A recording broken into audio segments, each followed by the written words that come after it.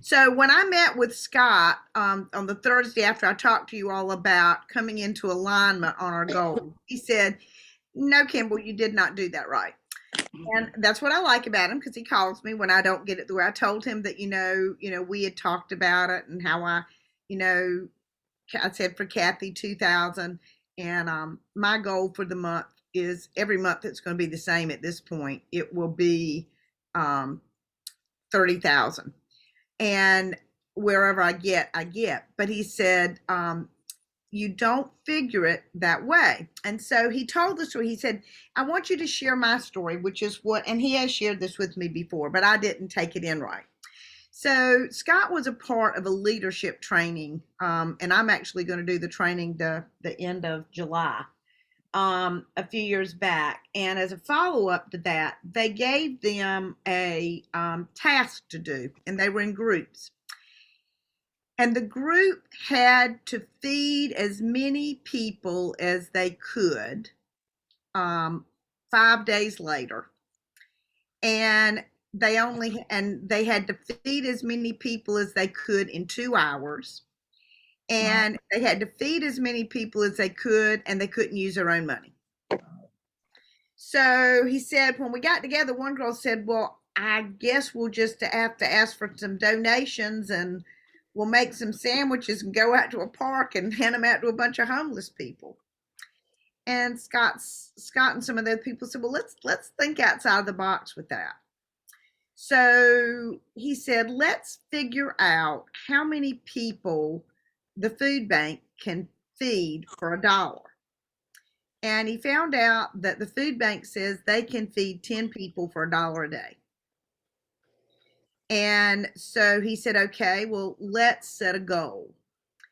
And I think they set a goal like 1,000. They were going to feed 1,000 people. That was going to be their goal. And what they decided they would do is that each of the people in the group would put up a post on Facebook that day, that morning, and say, hunger is a real problem. Have you ever been hungry? Because if you let me know, I will try to see what I can do about it. If you're not, but you're concerned about the people that are hungry, I want to see how many people that I can feed today. And I'd like for you to donate the cost of what you would pay for a lunch today if you were going out for business to whatever the place was that it had to be donated. And I think they went through one of the large hunger groups that you see advertising a lot. And I would like for you to share on Facebook this post and see how many of your friends you can get to donate. And, the goal was to see how many people. And he said, we thought when we set it like at 1,000, that would be a lot. Do you want to know how many people they fed, that they raised enough that they could feed that first time? Probably at least twice. They if fed not more. They came up with 25,000. Wow. So he's continued to do this on a yearly basis, and this year his goal for the amount to raise is enough to feed 1 million people. And that's pretty cool. But it comes in thinking outside of the box, of not knowing exactly where things are going to come from, because you don't have to know, but getting a vision and coming into alignment of what do we think that we could do together as a team? What do we think that we could accomplish together? And not necessarily knowing where or how that would come, but just getting a vision. And he said, the way that you had your team do this, he said they were just thinking about what they individually could do and not what can the whole organization do. It doesn't have to You know, whatever comes from you comes from you, but what can the whole organization do? What is the view of what the whole organization? And everybody being in alignment and a mindset on this is what we're going to create, and encouraging each other and working towards that. So after hearing that story, I want to hear what some of your comments and some of you guys' thoughts are.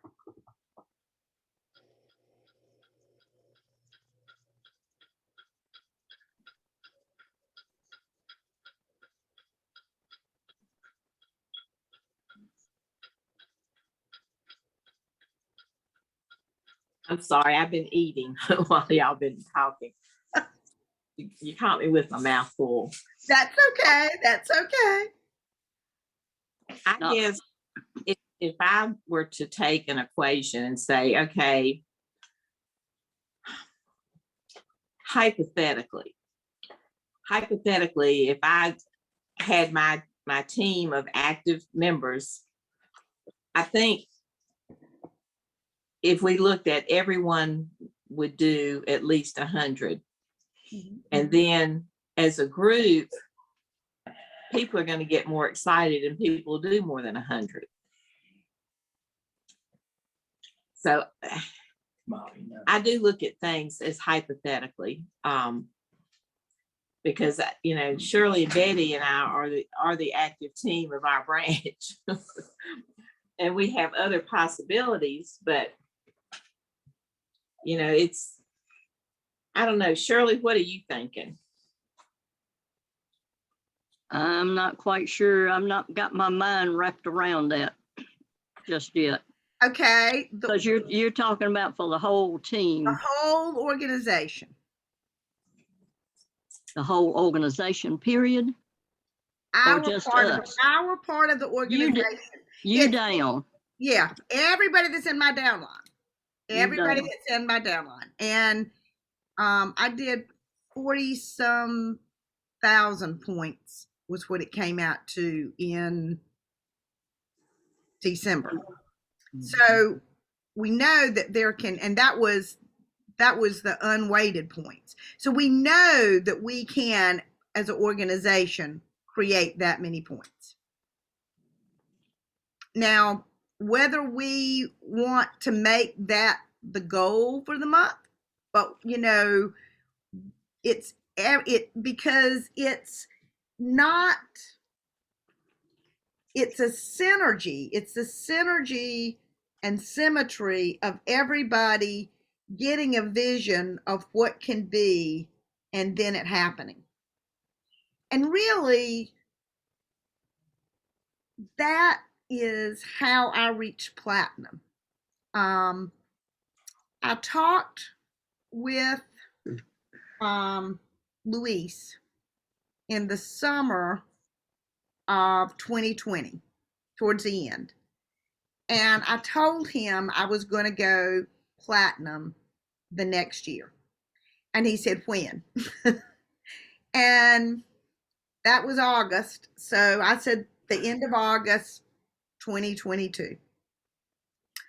And he talked about building towards it and seeing it and all this kind of stuff. And then, you know, January 2021 happened and things blew up and it got really hairy with my parents. And I mean, I was working, Nikin, and I had a really good year before December. I had made Kaizen by October, but doing that many points in 1 month. But you know, so I was on my roll. But then in August, you know, and actually I had a great June and July had been better. And then August came and that client threatened me and we had to leave home for 2 weeks. And Dudley fell and cracked her hip, you know, one time. And then 2 weeks later, she fell again. And just seemed like everything was out of sync. And in September, I was really out of sync. September was probably my worst month of the whole year. So October came and I was like, this is going to be it. And it's funny because every morning I was driving over to give the meds to Dad and Dudley, driving along, and I was coming up with affirmations. And I I came up with one, and I don't even know if I'll be able to pull it all up now, but it just kind of came to me. Um, 2021, I'm Tashi, I'm platinum, I'm financially free. And I thought, well, that all rhymes pretty good.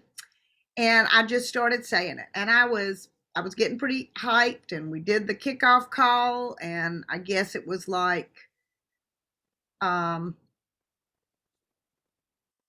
I guess that was that when there was something that happened then, but it didn't quite go, and then November came, and that was when, okay, we're because November with the products launched, everything, I thought, okay, I've got it. And I was still positive. I did have a really good October, but not where I mean, that was over $10,000, but it wasn't where I wanted it to be. Then November came, and November everything is launched, and I was like, don't know where it's going to come from, don't know how it's going to come, but it's going to come. And then went to go on the computer Tuesday morning after the launch, and I couldn't get on. And it was like 5 o'clock in the morning here. I think I'm the one who really discovered that it was down, because I text Ruben, and he shortly texts back and said, I don't know, we don't know anything about being down. I said, oh, the website's down. And he sent me something back. I remember saying, oh, a few hours, nothing.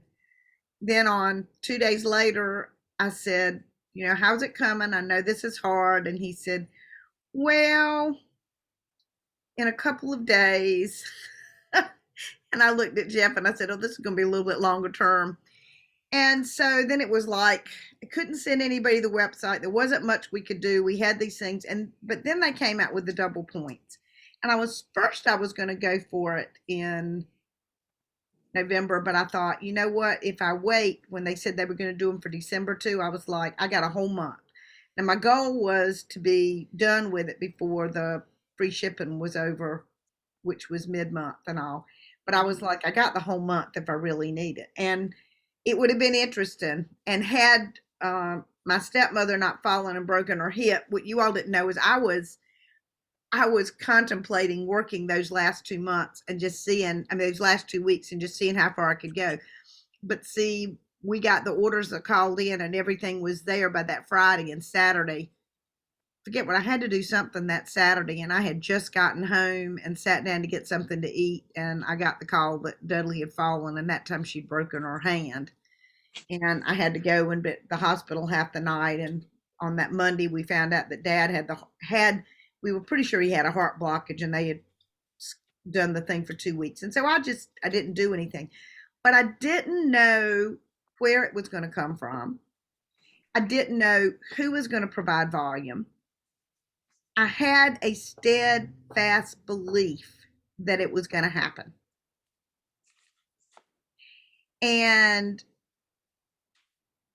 I just kept working towards that and talking to people and sending out emails, but I didn't let anything get me down. I was just like, what can we all create? And who will play with me? Because I told somebody today that I was telling about, they were talking about the grounding mat versus the insoles and which was better and should you use one and the other. And I was like, yeah. And I explained why I said, I'm going to tell you to play with the products, because I say that when you play, you're having fun. I said, you're really doing experiments, but I'm probably a little bit of a frustrated scientist. So that's play to me. But when you think about what we can create as a group, what can we create? What can we create financially? What in a month of volume? What can we create as far as new consultants? What can we create with new customers? Last month, our organization brought on 9 new members. I believe 2 were consultants and the other 7 were customers. And that was as a group. Because one of the things I really like now is with this new website, I can see, I never saw when people signed up customers before, but now I know who's bringing on new customers every month too. And that's really fun because everybody that comes on and um, I think when some of you wonder how I get my sales, you know, I I keep in contact. I've got about 400 and some customers that are in my database. And every single month, I send out between 2 and 4 emails to all of them. And I was on a Nikin call on Monday, and somebody said, well, they they probably just get sick and think you're trying to force them into doing something. I said, probably not. I said, because I got 31% open rate.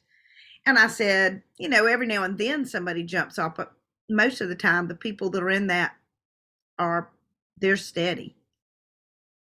But I always start by telling them a story, and I always give a recipe.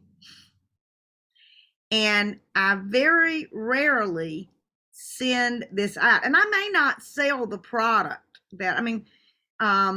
interestingly enough, on the ATC call, which is something to alignment to Royal, the call that I'm on that's for platinums and above. The other day, I'm the only one that sold one of the air filters so far. People said, you know, we sold a bunch of them last August, but we hadn't. And really, I sold 2 air filters last month. I wish to heck I had known that this was coming, but I sold 2 air filters last month. So, but I've sold 1 this month. But when I send that out, then it makes people think, and they can go on and look, or it may remind them that they needed some air filters, or it may remind them that they were taking progesterol and now they're off of it and their blood sugars are a little bit out. And I think so, and I'm going to encourage you that we really are offering something. And now Julie Tara has this really, I think, wonderful podcast. I hope that you guys are taking the time to listen to those, because they're fabulous. And they are a great way, because you could send an email and just put the link for the podcast in. And maybe tell a story that you know about somebody that a product helped. You know, it was really exciting to me today when I called the woman and man that came over on Sunday, because she has a rare fibroid condition. And honestly, when she got to our house, and this was the first time I had anybody to my house to eat, to share Nikin since the pandemic. So it was a really happy day. And I knew that they were both vaccinated and that they're pretty safe. So I felt good about them having come. But she came in green, and I mean green. And she said, I am in such pain. And she said, I hate this. I hate this. And I said, well, just take this insole and put it on and see. And she goes, I don't know. And her husband says, well, you know, what have we got to lose? Well, within 15 minutes, she wasn't green anymore, and it had relaxed her pain. And then we got out the grounding pads, and I had the voltage meter, and they put their hands on them and they saw what it was, and they put their hand on the grounding pad, and he had already done some research, and I had printed them off some articles, because these are real sciencey people. He's from the UK, she's from Jersey. She's second generation immigrant from Korea. And we go on talking, and I played with the water, and then she said, well, I have to tell you, we just bought a alkaline water system. I said, really? I said, what kind? She said, Kangen. I said, oh. I said, how much do you pay for that? And he said, well, it would have been $5,000, but my friend gave me a little bit of a discount. How much is yours? And I said, 400 and something. He goes, oh my God. And so he said, I want to know more about that. And then he starts talking about his family in England. Well, this morning I called her to see how it was going. And she says, oh my gosh. She said he had a headache when we went to bed on Sunday night. And it's almost as soon as he laid down on his granite pad, he said he went to sleep. They bought insoles. And she said, she says his brother's birthday is coming up in June, and he wants to get one for him. And so I had mentioned to them on the way out, I'd said, if you know anybody in England, I'd love to have some team over there. I said, because if there's team over there, when you take a hop across the pond, you can write off that travel. And she said, oh, yeah. And so I'm going to see her on Thursday. And the first thing I did this morning was call Ben Woodward. And I didn't mean to call him. I was trying to text him on Facebook, and it called him. Anyway, I said, do you want, because I didn't even know. I said, did they have the grounded pad over there? He said, yeah. He said, they have to have a special one for over there. He says, because there's all kinds of safety things and all. But he said, yeah. And so I've already been and looked at it. But what I'm going to suggest to them is, well, I can work it out. There's a way that we can sell products to people in the UK. But, you might want to think about if you want to become a distributor. And, you don't ever have to do anything with it. But if you're going to be sharing these products and people like them, then you can get a discount on your product. And, and if they say, no, I just want to buy it, I'm fine. And I always tell people, you know what, I'll give you the best customer service. But thinking about things bigger and outside and just coming into alignment of how many lives can we change? How many lives on how many continents can we change? How many people, can we do something really special for? Because I think that Nikken is something much bigger. Masuda was one man, and he had one family problem. He needed the money for his son's surgery. And he was figuring, what can I bring to the world?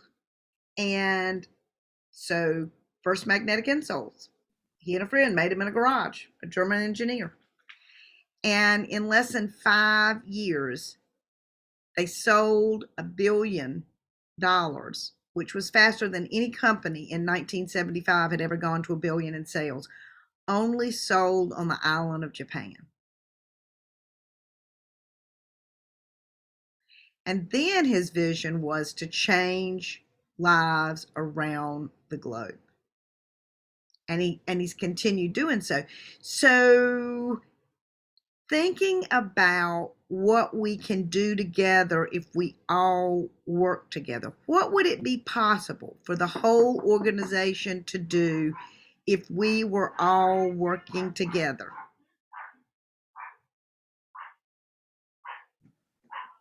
What do you all think?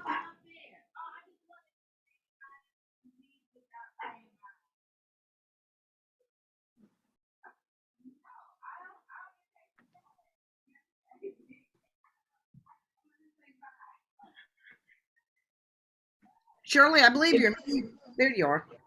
Yeah. My mind's just moving. It would be, I couldn't even begin to think of a number of people that we might be able to help. I know your number is gigantic, and that's wonderful. But it's not just my number. Right. It's what I'm looking at, what everybody together can do. Right. It's not just what I don't think I could sell 30,000 in a month.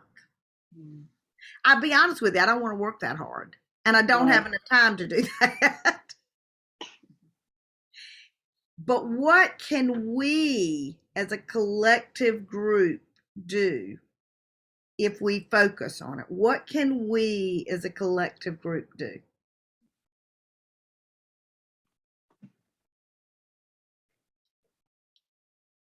Are you trying to come up with Well, each month I want us to come up, and I've recorded this, and tomorrow I'm going to put it out there, and I'm going to ask some of the people that, in fact, I'll probably, once I've got it on YouTube, I'll probably send this out to all the consultants and just ask for them to watch it. And I'll probably tell the story of, well, it's in this if they watch it, but I want us to think of what we could all collectively do together. You're And I talking mean, about, you're talking about dollar sales, or you talking, and well, I you're think, talking about the number of people, yeah, bringing in new people? hmm in a month. And I mean, it doesn't have to be a huge number. I mean, it doesn't have to be a huge number, and it can. But what could we collectively create?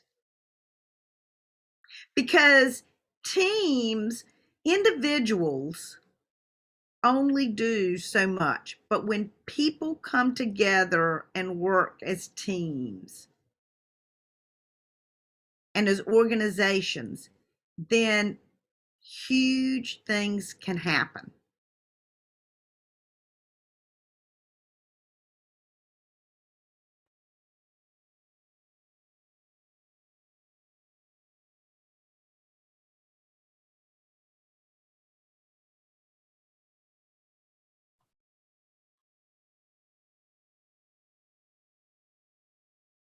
I don't know, Kimball.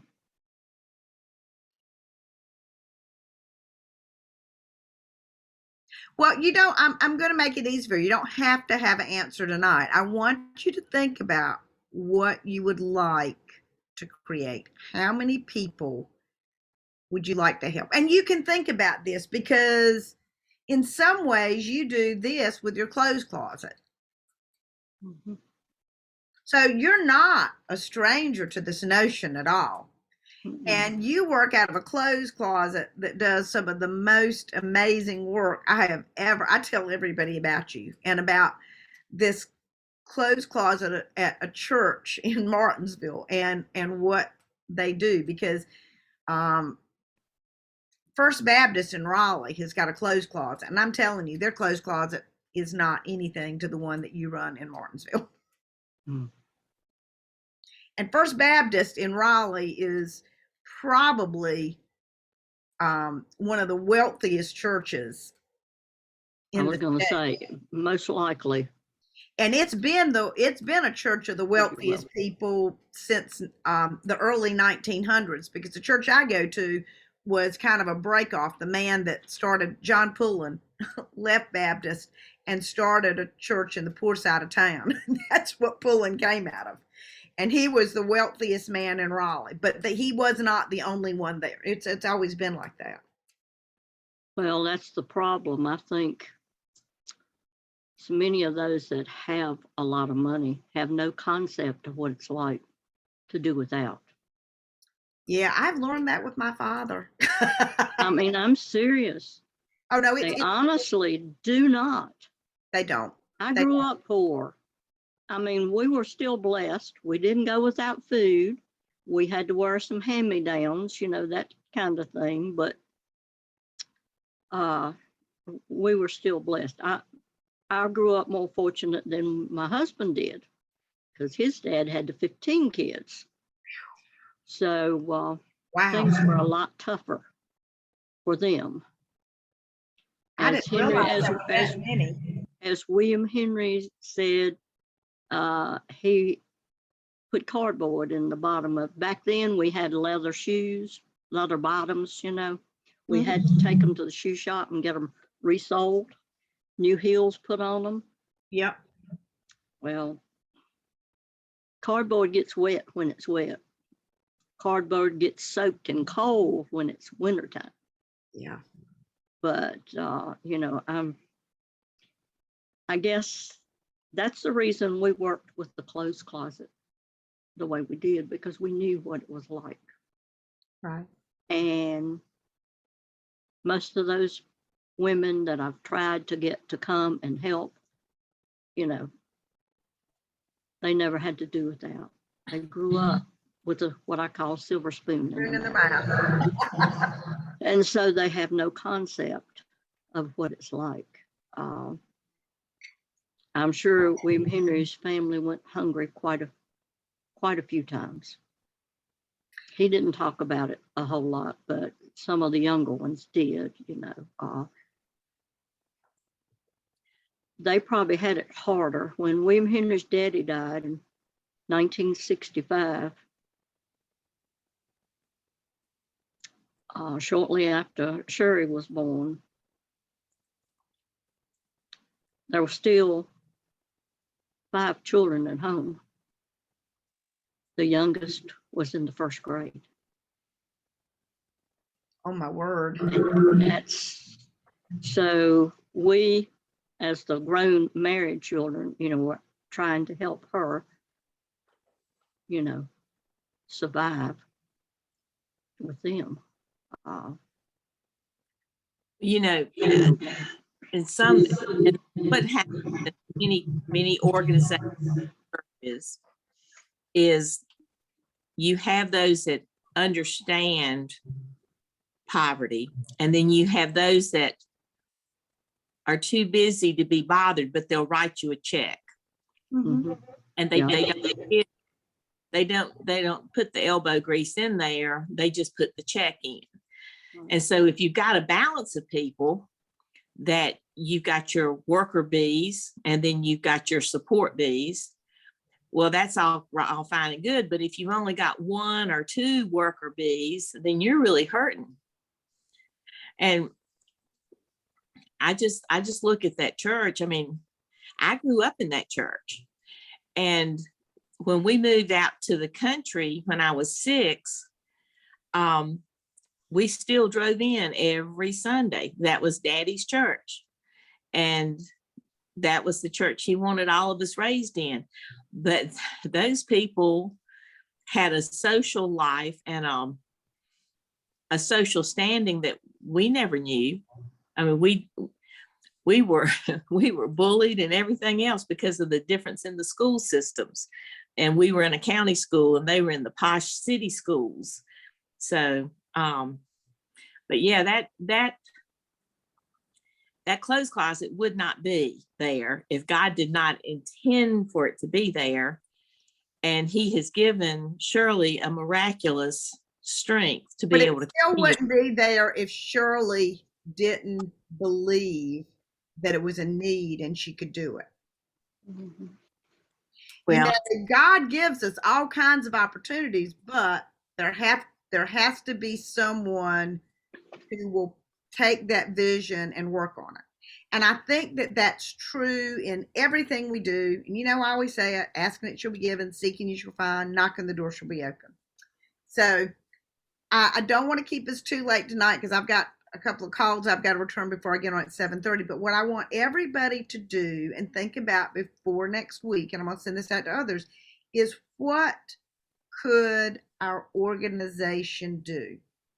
Now, for a very long time, I have been writing on a daily basis that when I go on to glory, which is when I think I'll stop doing Deacon, I got no plans to stop before then, that I will have been a part of something that changed 1 billion lives, that our organization will have changed 1 billion lives.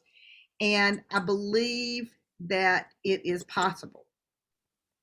So that's what I want you all to think about this week. And then we will revisit it next week. Hopefully Jay will be on and Betty will be back and we'll just kind of go from there. How was Susan? I've got to check back in with her. I talked to her 2 weeks ago. And she said she was going to be getting back on. She was getting on so that she could, she was getting where she was walking with a walker now. I'm telling you, she thought that she was hoping that this would take care of more than it has. And when you have a procedure and you or have one set of expectations and it goes another way, it takes you a little while to adjust and move forward. I watched that with Jeff when he had his neck surgery in 2005, and we thought that he would be back to work in 4 weeks, and then the doctor said he couldn't go back to work full time anymore. That was a very, it takes a little bit to adjust. So check in on her. I'm going to be checking in on her this week. So, you know, well, we want to pray for everybody in the organization because, you know, everybody that we know, a lot of people have needs. A lot of people have needs we don't know about. And there's a whole world out there that needs what we've got with Nikin. So think about what we could achieve. And I will talk with all of you wonderful people again next week. All right. Have a great one. Sounds good. All right. Bye-bye. Bye-bye.